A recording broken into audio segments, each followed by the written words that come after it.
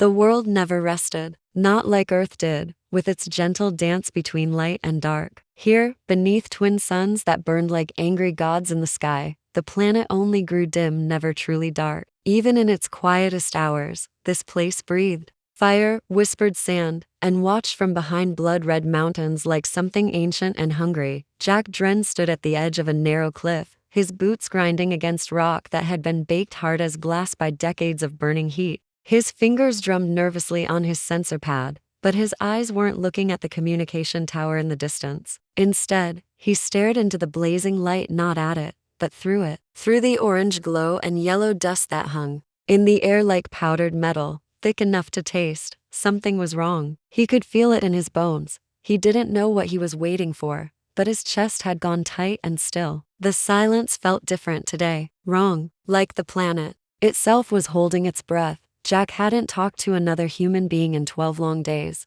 Not since the cargo ship had dropped him off with broken equipment, a 6-week repair job, and a message from the company that didn't exactly say expendable worker, but made it pretty clear. He liked it that way though. Alone meant simple. Simple meant safe. This was Salvo 1, one of the far-edge planets where the big companies were just starting to dig their claws in. Nothing much to look at: dry valleys, scattered metal deposits, weather that could kill you if you weren't careful. But the air was breathable, and there were rare minerals buried deep in the rock. That made it worth fighting over.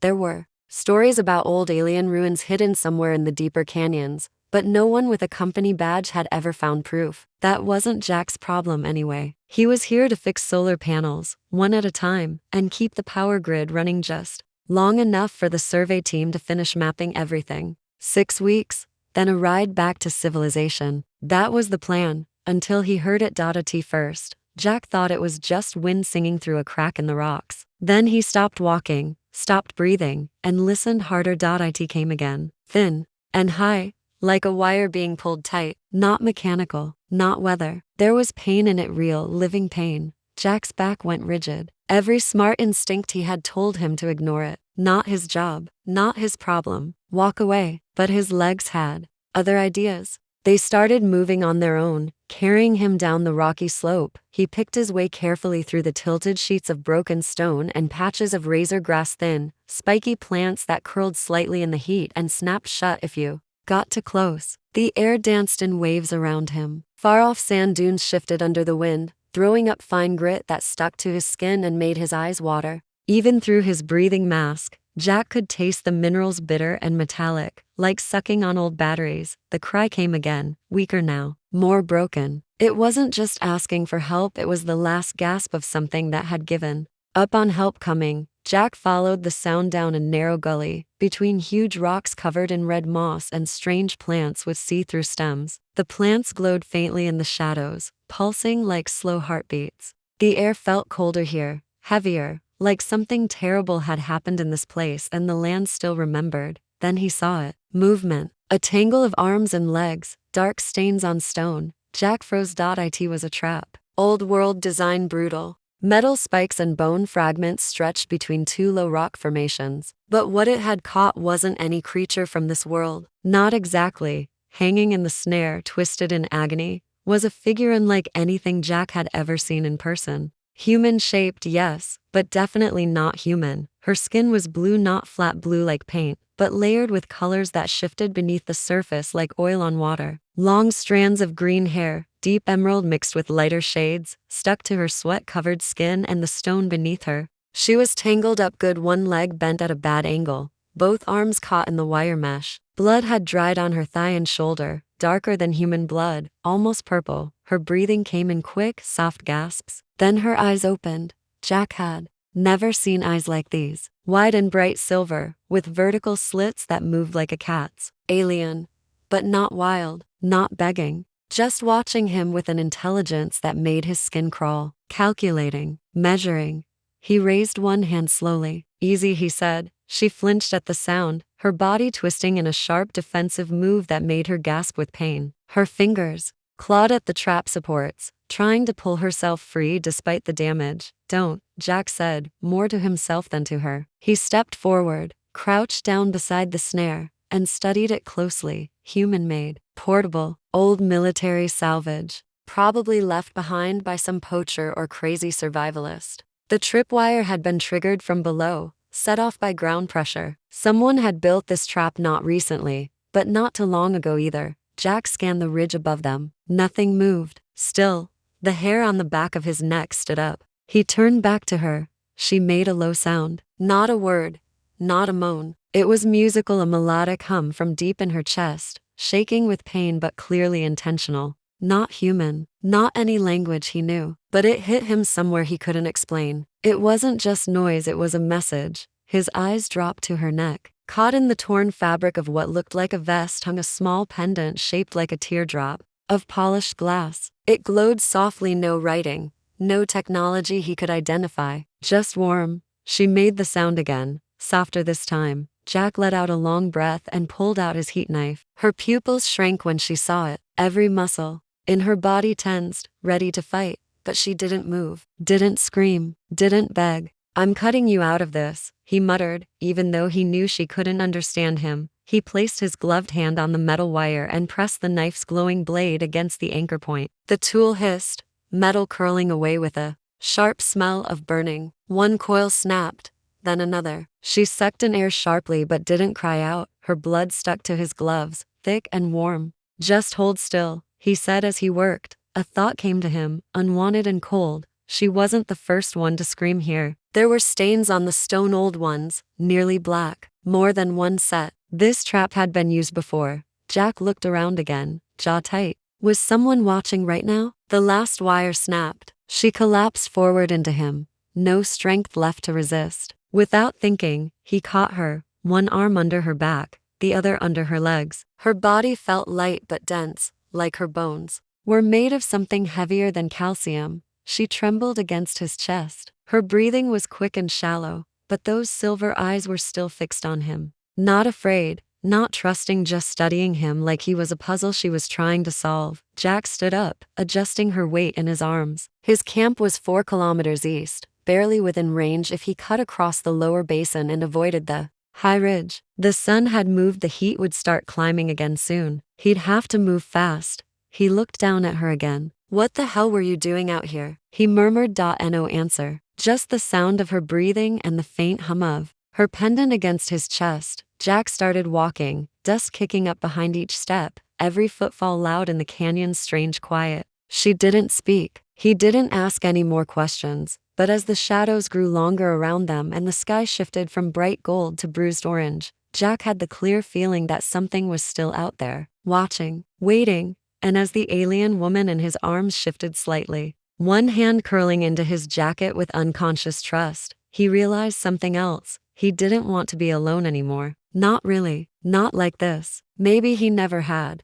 And maybe, just maybe, this strange blue-skinned woman bleeding in his arms wasn't a burden at all. Maybe she was the reason he was still out here in the first place. Jack didn't stop moving, not even to wipe the sweat running down his back beneath his protective gear. The alien woman in his arms was getting heavier with every step, not because she weighed more, but because the reality of what he was doing was starting to sink into his chest like a stone. Her blood had soaked through the fabric of his sleeve, staining it deep violet. Her breathing came in shallow bursts, each one a quiet battle, but she was still awake. That had to count for something. The path ahead wound through a dry riverbed scattered with razor grass, rust-colored moss, and the occasional burst plant, something that looked like a cluster of feathers until it shot out spore darts sharp enough to cut skin. Jack moved carefully, his boots finding their rhythm on the loose stones, knowing that every wasted second might be the difference between life and death. If her body worked anything like a human's, she was going into shock. If it didn't work like a human's, she might already be dying, and he just didn't know it yet. His rover was just under 4 clicks east, tucked inside a rocky alcove to protect it from solar storms and the worst weather.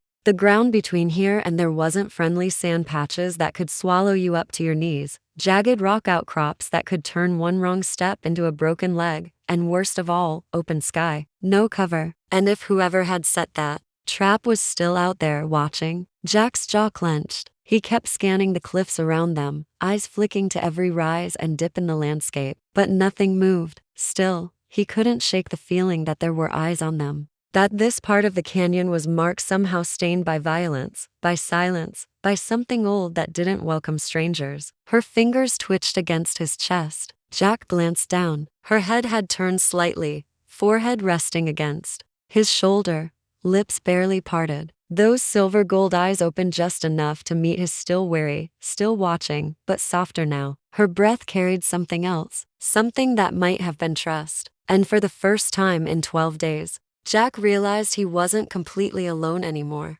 Time, an almost imperceptible sound, like a half-hum note, not the melodic pulse from earlier, softer, maybe a question, maybe a plea. He didn't answer. Couldn't. What could he say? Instead, he adjusted his grip and kept moving. The rover Comindo view. 40 minutes later, low slung and dust streak, one of its solar panels half-folded. After last week's microstorm, it wasn't much, but it was home for now. A sealed unit with 2 bunks, a field medkit, and just enough power to run essential systems. He climbed the last stretch of rock, activated the hatch remotely, and stepped inside as the seal closed behind them with a low hiss. The filtered air was cool, dry, and faintly metallic. Jack set her down gently on Anaro cot and stepped back, hands trembling. Now that he was no longer in motion, he pulled off his gloves and crouched beside her, checking her leg. The wound had deepened during the carry. The muscle had torn against the edge of the trap's pressure clamp. Not fatal, but without proper treatment, infection would set in fast. Okay, he muttered to himself. Let's hope you're not allergic to synthetic polymers. He opened the medkit, scanned the contents, and grabbed the bioscanner. The device wasn't calibrated for alien biology, but it might pick up vitals. He ran it over her chest and shoulders. A flickering pulse, elevate imperator, oxygen saturation, something. Not a total blank. It was enough to try clean the wound as best he could, wincing when she jerked under his touch. Her hand gripped the edge of the cot. She was biting down hard, eyes squeezed shut, but she didn't cry out. Jack muttered soft reassurances without thinking. Nonsense words. More tone than meaning. Almost there. Just another second. Okay, pressure's off now. He applied the gel sealant and raw her leg tightly, stabilizing the limb with a carbon splithin. He cleaned the cuts on her shoulder and the thin abrasions across her ribs. Her skin, cooler than his smooth like stone, polished by centuries of wind, shivered under his fingers. At one point she opened her eyes again, not in fear, in observation, measuring him, studying him as if try to map his intentions through touch alone. The pendant around her neck pulsed softly, faint as a heartbeat. He reached for it, once curious, but her hand darted up and closed around it. Her eyes narrowed. He raised both hands and backed off. All right, yours. Got it. She didn't relax, but she didn't lash out either. She slowly lowered her hand, keeping the pendant close to her chest. Jack stood and crossed the small cabin, trying not to look like he was pacing. He ran a systems check. The communications array was still damaged from the last storm. He could send a short burst signal tomorrow morning when the satellite passed overhead again. Maybe if the relay tower hadn't completely given out, and even then it would take a week for anyone to reach this sector. He turned back toward the cot. She had fallen asleep or passed out. Hard to tell. Her chest rose and fell in slow, measured rhythm. One hand had curled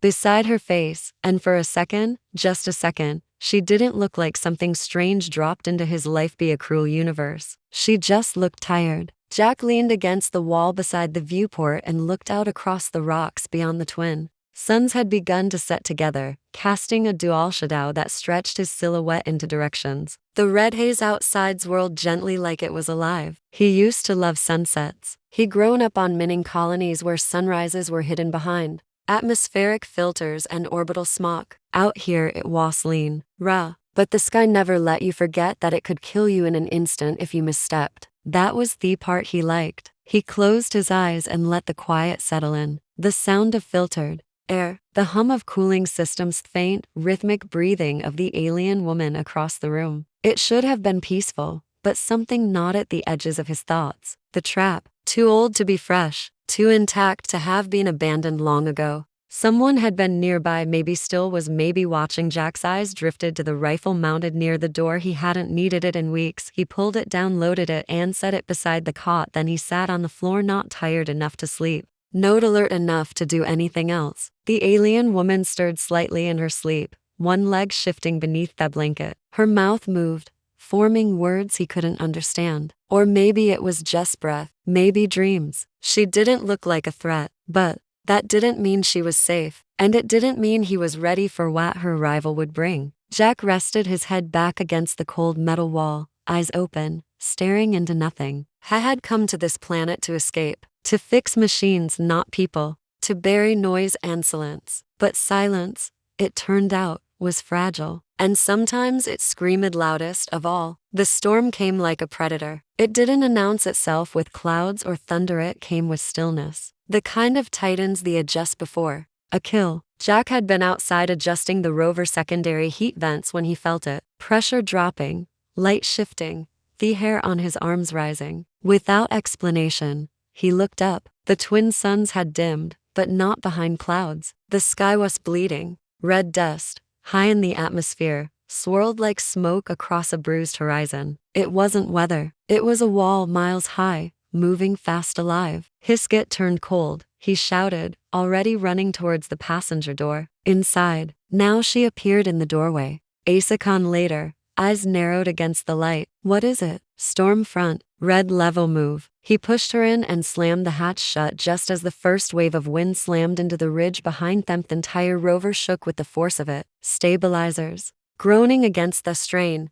Dust hit the outer shell like hail. No, not hail, like shrapnel. Sand carried with it the sharpness of shattered glass. Ra gripped the console beside her, steadying herself. This is not normal. No, Jack said tightly, sliding into the command seat and firing up the storm protocols. This is the kind of storm that eats machines for breakfast. The environmental sensors flared, external visibility dropped to 0. Lightning forked across the sky, silent white, unnatural. For a moment, Jack saw the ridge they climbed earlier illuminate in full and then vanish a Gaineswillowed hole. We're losing power. His voice was calm but clipped. Secondary systems are kicking in, but the core is unstable. How long can it hold? He checked the coolant. Pressure not long enough. Outside, the storm howled like something living and vengeful. The metal plating screamed as if being peeled away by claws. The comms panel sparked once, twice, then went dark. Total signal loss inside the rover. Everything flickered, lights danced, then died. Only the emergency beacon stayed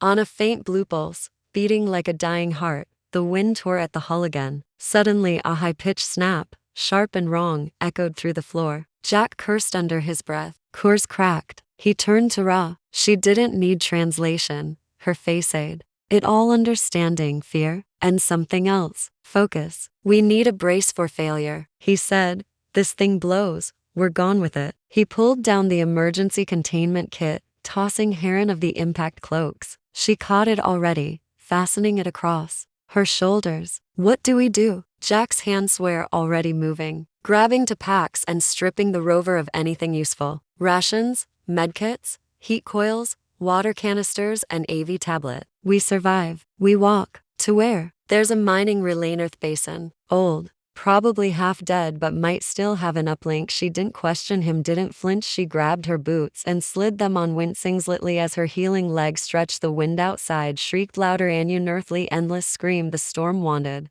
them to hear it, to know it owned this land. The back panel of the rover blew open, torn straight off by pressure surge, wind, and red sand, exploded inward. Jack lunged, slammed the emergency hatch control, and it jammed. The panel stuttered halfway, whining like a wounded animal. Ra was already moving, grabbing a stabilizer rod and bracing the hatch seal. It jacked up forward and hit the manual override. The panel groaned, slowly descending until it locked shut. Silence returned, not peace, just pause. The kind-off silence that follows an impact. The lights were gone. The power core hummed softly, now flickering like a failing heartbeat. Ra stood still, cloak wrapped tight, her braid flung over one shoulder, face streaked with sand. That was close. Jack looked at her, really looked. She wasn't panicked. She wasn't falling apart. She was here, steady. And somehow that mattered more than anything. He nodded once. Yeah, too close. They left at first light. What was left of it anyway? The storm had passed, leaving behind a world-rearing dunes that hadn't existed the day before now rose high over shattered canyons. The sky was dim and colorless. Everything looked scorched. Jack adjusted the straps of his pack and checked the nav tablet. 16 kilometers to the basin's edge, another 30 after that. Roy said nothing, just started walking. The land was brutal slopes of cracked salt and stone, jagged spires bent from centuries of wind. The bones of old mining rigs rusted and half buried in dust. The wind had carved everything into strange, sharp beauty. Nothing here was soft. Nothing was meanto last. They walked in silence. By noon Ra was limping again. Jack offered her a brace. She took it without a word. They passed a dried riverbed with a twisted remain of a skimmer drone half submerged in the sediment.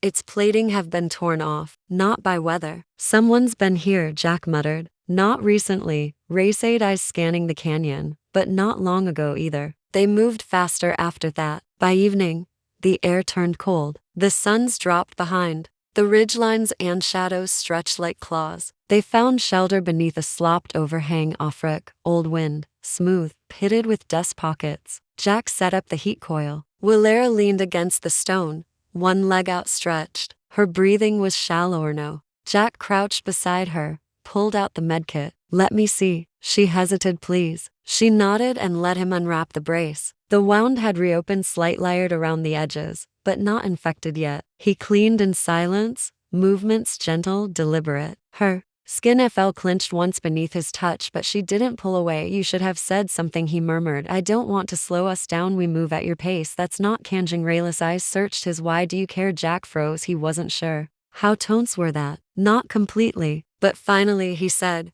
because you're not just a passenger. You're part of this now, whether you meant to be or not. She nodded, said nothing, but something in her softened. Later, after they had eaten, Jack laid back against his pack, staring up at alien stars. There were too many to bright. The constellations made no sense. Ra sat beside him, her hair down now loose and tangled from the wind. She stared at the sky as if it meant something. He turned to her. What do you see up there? She smiled faintly. Not home, but not alone either. He watched her. You ever think you'd end up here? He cracked an eye open. Shoot, why do you always walk ahead? Jack tilted his head. Habit, I guess, but you look back often. He didn't answer right away. Because I'm used to being left behind, she said quietly. I thought it was your way of preparing me for it. Jack sat up. The bluntness of her words caught him off guard. That's not why, he said. I look back to make sure you're still there. Ra held his gaze for a long moment. Then very slowly she nodded. They didn't speak again until nightfall. That evening they found a shallow ridge with an overhang of stone just wide enough to toes it side by side beneath. Jack lit the coil and the warmth began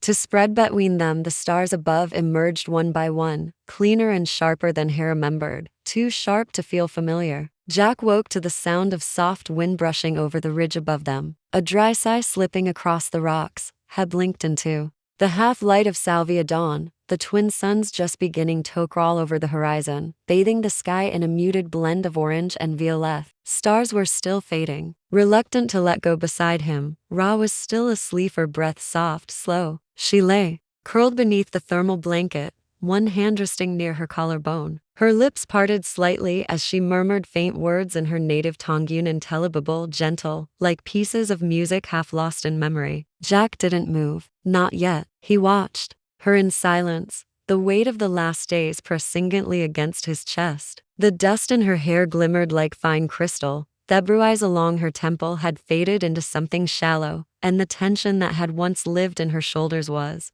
gone only for this one moment. It was the first time he'd seen her truly rest. He exhaled and stood slowly, stretching the stiffness from his back muscles. Awked in protest, he shook it off. They had a long day ahead. The basin was still ahead of them, and they needed to cross it before heat reached its peak. He unpacked the last of the dried ration bars, divided them evenly, and filled 2 canisters from the purifier pouch. When he crouched to set one beside her, her eyes opened. No alarm, no startle, just quiet awareness. Morning, he said. She blinked, adjusted to the light, then sat up with a wheeze. How long did I sleep? 7 hours. Her brow lifted, almost teasing. You count it. He allowed a crooked smile. You snore a little. Easy Totrak. She narrowed her eyes. I do not. You absolutely do. Ross stared at him for a moment, then gave a soft exhale that might have been a laugh, or the closest thing she could offer. It was real. That was enough. They ate in silence,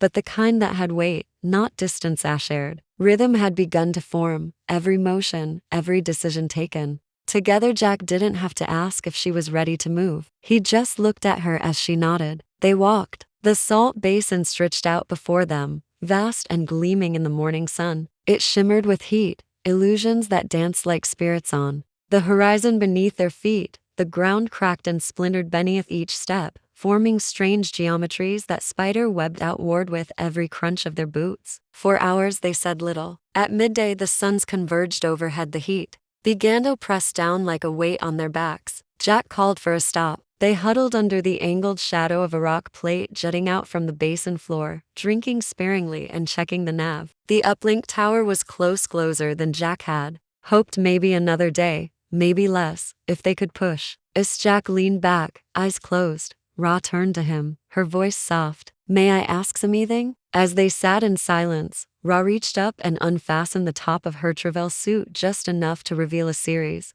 of delicate symbols inked into the side of her neck, subtle, iridescent in the firelight. Not tattoos exactly, not scars either. Jack tilted his head. "What are those?" She hesitated, then touched one gently. "Memories etched in light. My people, we don't write books the way yours do. We were what we survive." He stared. "So each one is something you live through?" She nodded. "Or someone I carry with me." Jack swallowed. "Do you regret coming here?" Ra looked up at the stars. "No, I thought I would, but I don't. Even with the trap, the storm, all of this." Her voice dropped because of it. There was a pause. Then she said, almost a whisper, "You remind me of someone I lost. Not in how you look, but in how you wait, how you don't speak, what you feel. My people are quiet, but you're silent." Hyde's tunic. Jack looked away. "Maybe that's why I like machines better than people. Machines don't leave, they don't change, but they don't hold you either," she said. Jack looked at her, surprised. Ra leaned in slowly, deliberately, and placed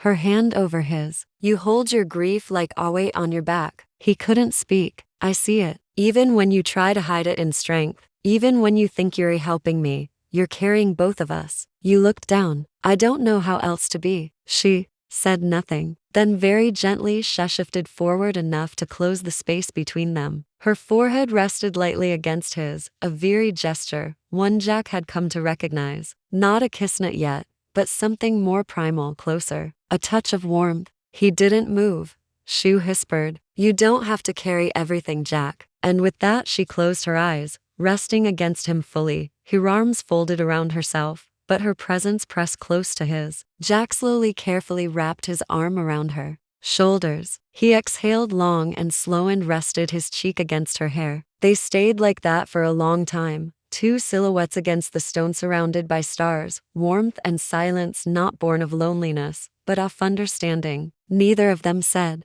good night. They didn't need to. For the first time, the space between them wasn't filled with what they feared, but what they trusted. Something fragile had become something real, and it was only beginning. They reached the ridge just before dusk, the jagged cliffs behind them casting long shadows that stretched like claws across the desert floor. Below, in the valley, the remains of the old mining relay shimmered faintly in the dying light, tall and rusted, and its signal dish slanted like a broken jawbone. Jack and Ra at the edge, both breathing heavy, their bodies ached from 3 days of walking. But the weariness wasn't only physical. It lived in the silence between them and the unasked questions. The weight of choice is still unmade. They made camp in the remnants of a collapsed cargo bay. Metal ribs twisted into a half-dome, offering just enough shelter from the cold that would fall once the suns dropped fully behind the canyon wall. Jack lit the heat coil and set up the blanket rail, sat cross-legged a few feet away, unwrapping a ration pack with slow fingers. He watched her from the corner of his eye, something tightening in his chest. She hadn't spoken much that day. The night settled quickly, casting a blue hue over the rocks. The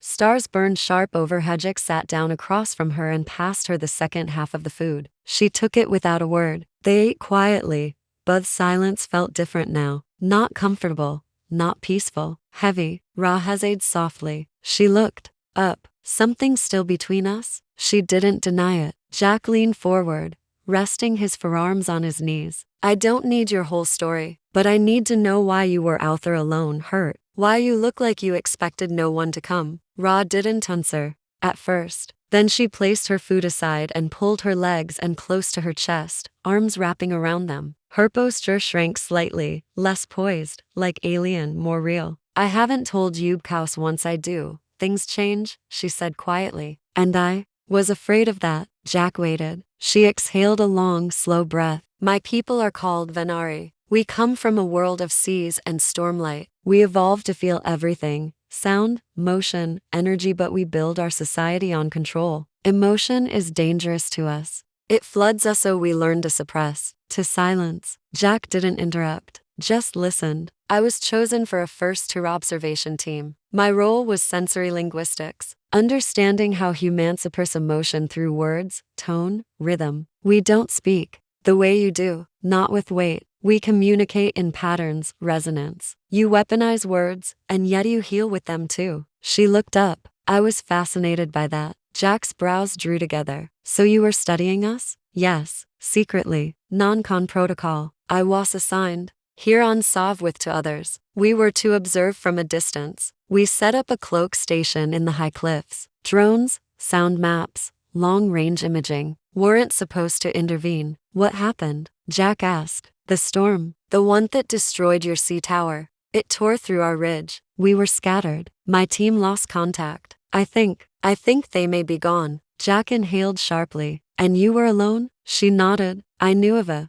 scavenger team operating in the canyons. Unauthorized miners. Dangerous. But I thought if I stayed hidden, I could survive near them, watch them steal power if needed. But I got too close. They saw me. Her voice dropped. They didn't speak to me. They didn't ask questions. They just set the trap. Mechanical, barbed, crude, effective. They left me there. Maybe they thought I'd die. Maybe that was the point. Jack's jaw clenched. I lost my transmitter, my emergency beacon. I couldn't reach anyone. So I screamed. I thought maybe the planet would take me quietly. I didn't expect to. There was silence again, but this time it was alive, charged with the weight of everything between them. You said nothing when I found you, Jack murmured. Not even when I carried you. I couldn't speak your words then. My translator was broken, and even if it had worked, I didn't know if I should. But you did? I had to, Shu whispered, because you didn't treat me like a subject or an enemy. You treated me like a person. Jack stared into the fire, jaw tight. My brother died out here, he said. Finally, Storm got a ship just like yours. And after that, I stopped trusting anyone. I stopped believing in connection. He looked at her. But then you just kept showing up. Even bleeding. Even scared you didn't run. She reached across the space between them and took his hand. I wanted to. I'm glad you didn't. He looked down at their joined hands. You said earlier your people don't touch casually. She nodded. Touch is a bond compromise. We don't do it lightly. Jack held her hand tighter. And what is this? No, she leaned in, forehead resting gently against his. This is me choosing you. Heck closed his eyes. Her voice was barely a whisper. Even if I'm never allowed to return, even if I'm exiled, I'd still choose you? Jack's breath caught. I don't know what we are, what this is, but I've never felt more sure of anything. He said. She smiled, her voice trembling. You're not a subject to me either. You're Homethan. She kissed him, not with desperation, but with certainty. Their fingers laced, breath met breath, and in that kiss there were no planets, no rules, no exile. Only Litwo people who had finally stopped running. Later, as they lay side by side beneath the stars, Jack whispered, you don't have to go back. You can stay. I know, she said. I will. And that night, in space between survival and sunrise, something finally healed. Not with silence, but with truth. The night was colder than the ones before. A biting kind of cold that settled deep, not just in the air, but in the pauses between words. The fire burned low between them, casting flickers of orange across that twisted metal of their makeshift shelter. The old mining station loomed in the distance, close enough to feel real, now no longer a distant goal, but something waiting to be reached. Jack sat with his back against a fractured support beam, one knee drawn up, the other stretched out toward the fire. His eyes were fixed on the flames, but his thoughts were elsewhere. Ra sat across from him, legs folded beneath her arms, wrapped around her middle as if holding something in. She hadn't spoken since they made camp, neither had he. Not really. The silence wasn't empty. It was expectant. Jack finally spoke. We're close. Ra nodded slowly. I know. Tomorrow we reach the tower. Then we send the signal. A long pause followed. Neither of them moved. Jack's voice was quieter when he said, and then what? Rayla's gaze lifted to meet his. Her silver eyes caught the firelight and reflected it back. Steady, unreadable, but not cold. I don't know, she said. You said you'd be exiled. If you're turned, I would. You could stay. I could. He waited, but she didn't finish the thought. Instead, she looked away to the dark beyond the rocks. Her hands trembled slightly. Just once Jack noticed. What are you afraid of? He asked gently. She took a breath. That this, what we have, won't survive the world outside this desert. It's only alive here in silence and survival. When the world comes back, when voices return and rules catch up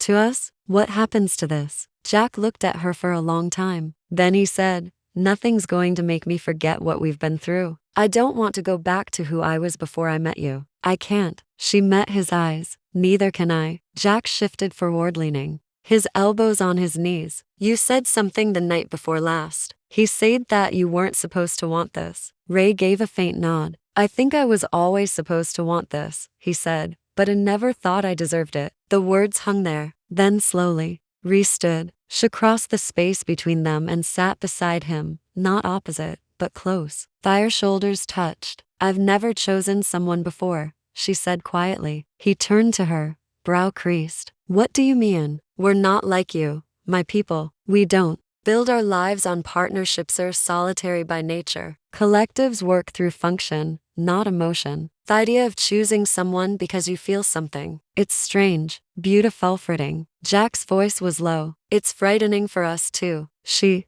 glanced at him. But you still do it? Yeah, he said, because sometimes it's the only thing that's real. Ra reached out and took his hand, fingers intertwining with his. Then this is real? He nodded. The most real thing I've had in years. She leaned her head against his shoulder, exhaling softly. Then I'll stay. Jack went. Still she looked up at him. I want to stay with you, if you'll have me. He laughed, almost breathless. You're asking me if I want you to stay? I don't want to assume. Jack cued her face with one hand, thumb brushing over her cheek. I don't want to wake up without you next to me. Her eyes shimmered, and then for the second time, but with none of the hesitation, she kissed him. This one wasn't about fear or survival or even comfort. It was amazing. Else it was a promise. When they finally pulled apart, her voice was soft. Then it's decided. Jack nodded. Well, send the signal. Let them come. We'll choose our own path after that. No matter what they say. No matter what they say. They curled up beside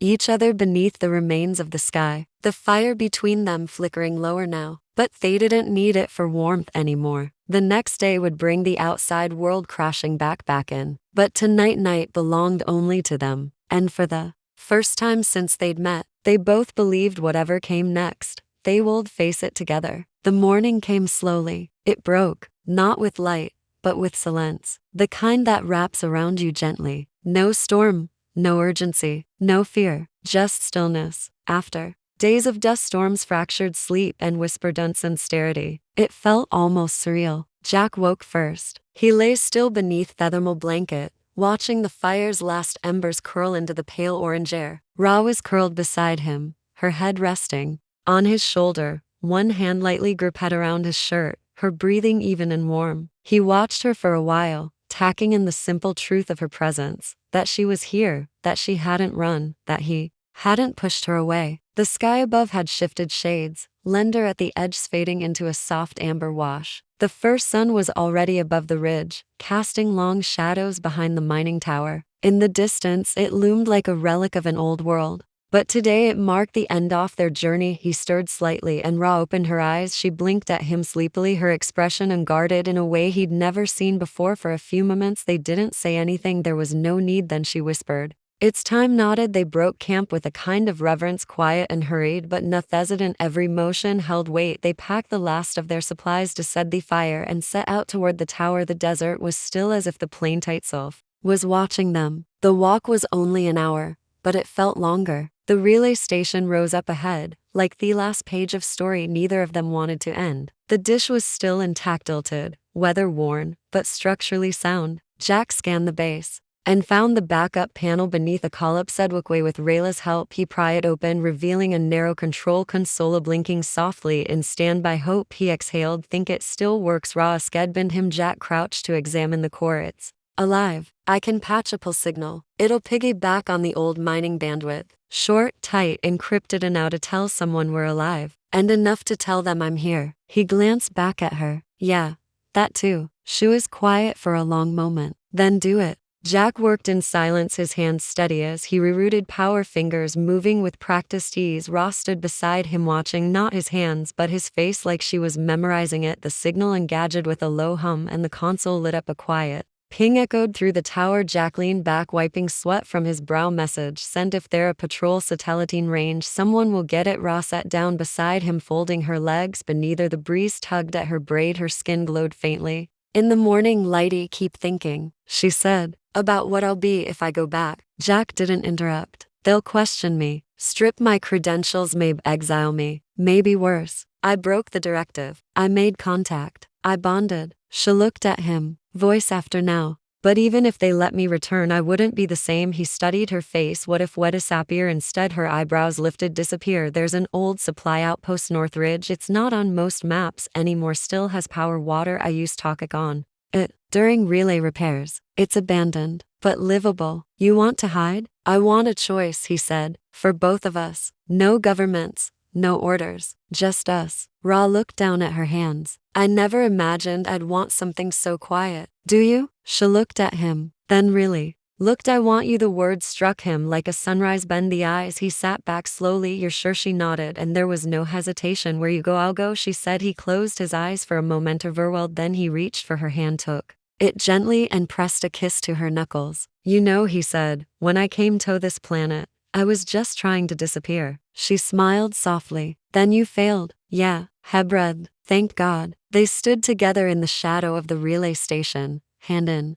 hand, watching the blinking pulse off signal fade into the sky. They waited an hour, then two, but no reply came. No patrol, no extraction, no warning, and they were both okay with that. When the suns were high, they turned north away from the tower toward the place Jack had spoken of. They walked side by side, not looking back behind them. The signal continued to blink in his space, fading. Gun answered, but they no longer needed permission to begin again. They were already doing it together. The outpost was nothing more than a cluster of low rusty buildings wedged between sandstone cliffs and the edge of a wide canyon, but to them it was sanctuary. 3 weeks had passed since they turned away from the world. 3 weeks of no signals, no orders, no voices but their own. And first time in a long time, Jack didn't feel like he was running from anything. He wasn't just surviving, he was living in moments and gestures in her presence. The days were simple. Jack restored what he could: power relays, water collectors, solar grid, notes, rock catalog, the land, recording sounds and wildlife patterns. With a scientist's curiosity and an artist's awe, she mapped the canyons with charcoal and old data tablets. Her hair had faded to a softer green under the twin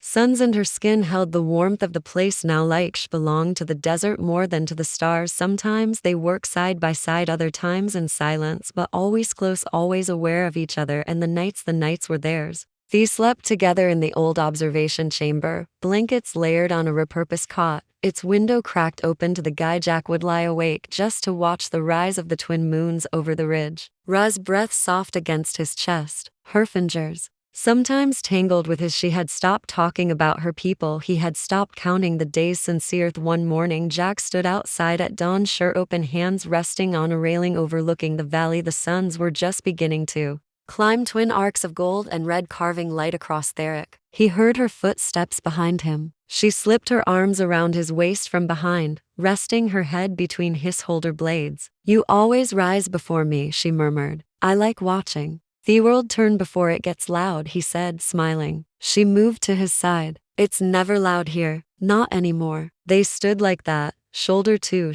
shoulder, gazing at the new day stretching open in front of them. The canyon below stirred with wind and soft echoes, nothing else. Then she looked up at him, lips parted, eyes shimmering with something unspoken. Say it, she whispered. Jack turned to face her, brushing a strand of hair from her face. I love you, he said without hesitation. I think I've loved you since the moment you leaned against me under those stars. Ross smiled, something luminous and wild bended. She reached up and cradled his face in her hands. I love you too, Jack, she said, her voice clear, soft, and sure, even before I knew your words. I knew. Yev pulled her in gently, and this time their kiss wasn't rushed or desperate or still in between breaths. It was patient, deep, a kiss born of choice, of everything they'd survived, of everything still waiting for them when they parted. Foreheads pressed together, hearts quiet and steady, she whispered. We built this, he nodded, from nothing. And now? He smiled. Now we build more. They stood there as the suns rose, fully painting the cliffs in gold, lighting the sky with the promise of another day. Not a day to escape, not a day to fight, but a day to live together forever if they chose. And in that moment, they did.